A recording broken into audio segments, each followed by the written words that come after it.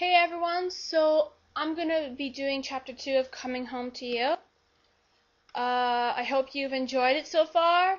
Yeah, this is only 7 chapters and I'm on the second one, like I said. So chapter 2 is called Bad News.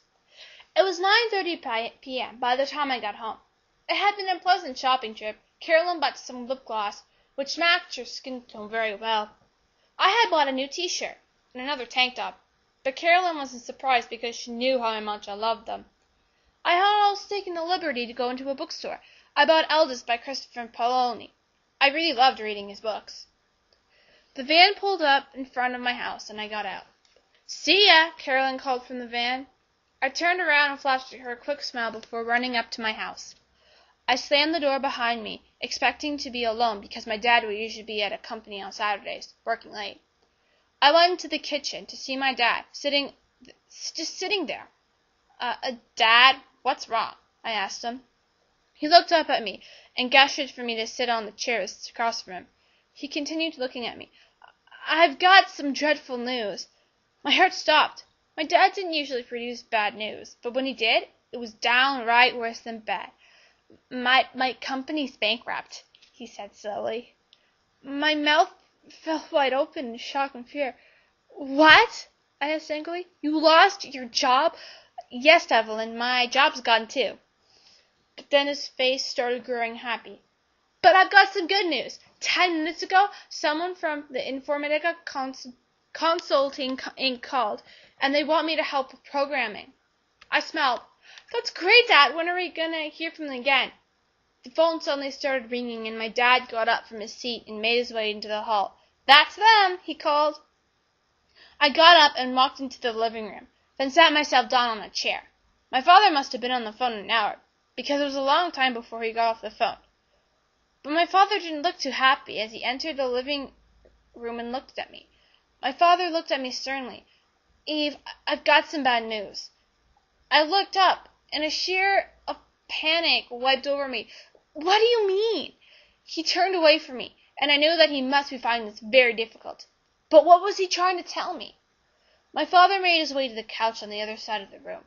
He sat down and continued to look at the floor. It was like this for minutes, until finally I got tired of this pure silence. "Dad, what is it?" I felt very angry now. My father looked up and stared at me, which made me feel cold and scared. "Eve, we're moving."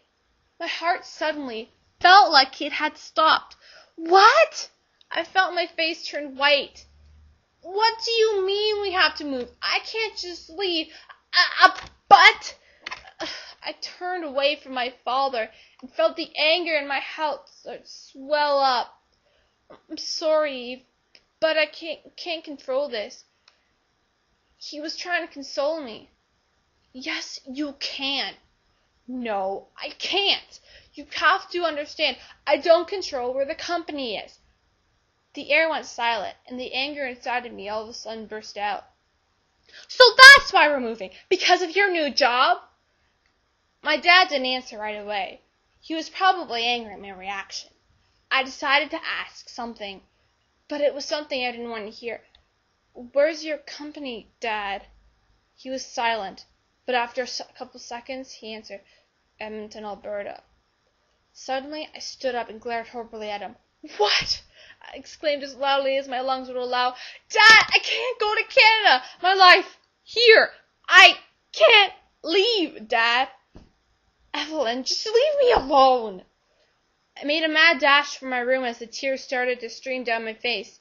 I heard my father sigh in frustration as I climbed the stairs. My life was leaving me. All that I had was gone. Everything I am and always will be has been in Pennsylvania, but now my dad is making me go out of my comfort zone just so he could have a job. As I shut the door behind me, I realized that life couldn't get any harder. Or could it?